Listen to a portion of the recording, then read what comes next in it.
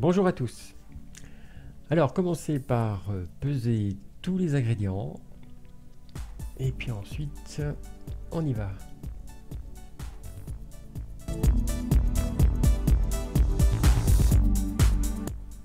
Alors mettez le lait dans la casserole, puis le beurre.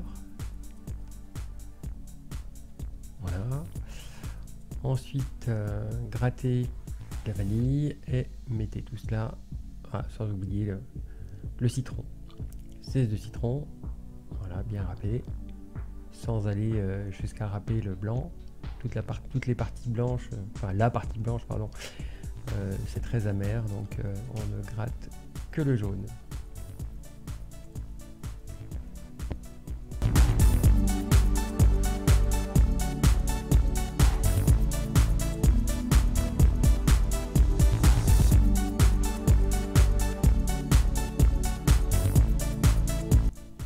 Puis faites bouillir le tout.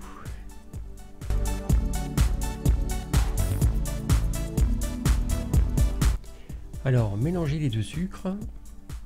Alors une petite précision quand même, j'avais fait une recette avec du sucre blanc et j'ai trouvé ça vraiment sucré en fait.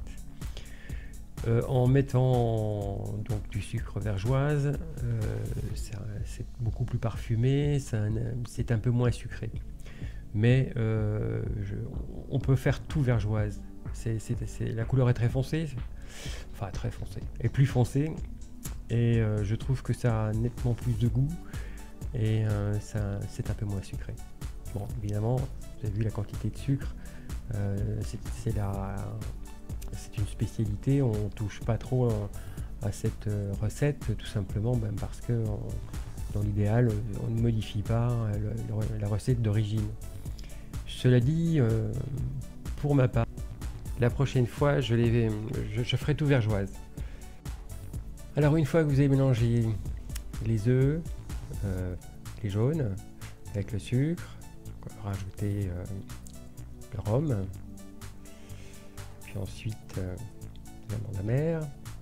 Voilà, il suffit simplement de rajouter les éléments les uns derrière les autres, les éléments liquides, solide.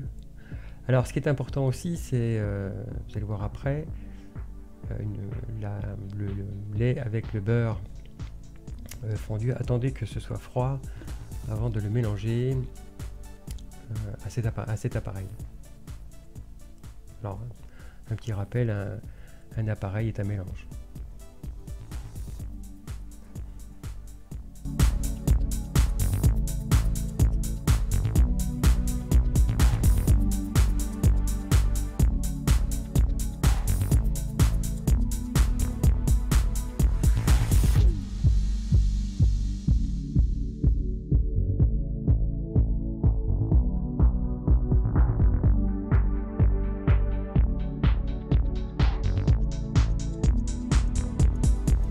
Enlevez le surplus de vanille de façon à être sûr que le maximum de vanille soit dans votre casserole.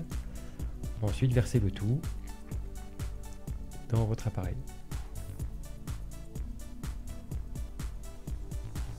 Alors si toutefois c'est un petit peu tiède, un petit peu chaud, vérifiez la température avant de mettre au four, que ce soit vers 25 degrés, de manière à ce que vous n'ayez pas de soucis au four après.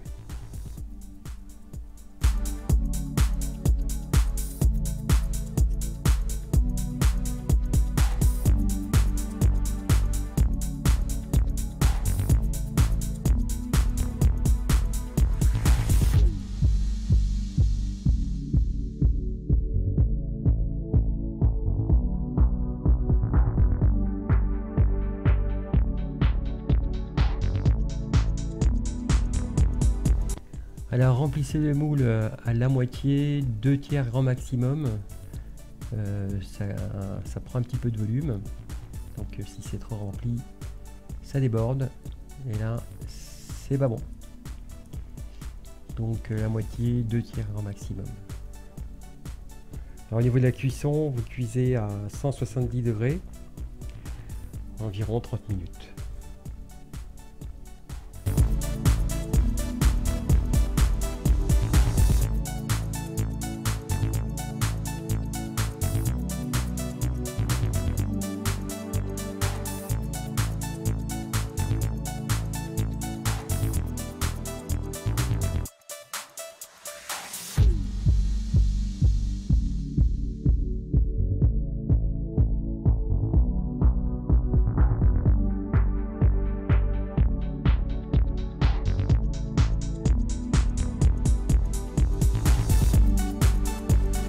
Alors pour démouler, attendez que ça soit bien froid. Je les ai même mis un peu au congélateur. Alors je ne les ai pas congelés bien sûr, mais bien refroidis par contre, pour pouvoir les démouler facilement avec les moules en silicone. Sinon, si vous avez des moules normaux, à ce moment-là, démoulez à chaud. Voilà, une fois que c'est fini, ça fait de jolis petits cannelés. C'est pas difficile à faire, vous voyez, simplement quelques mélanges. Simplement faire attention de ne pas trop les remplir. Voilà, eh ben, j'espère que cette recette vous aura plu. Et à très bientôt. Salut!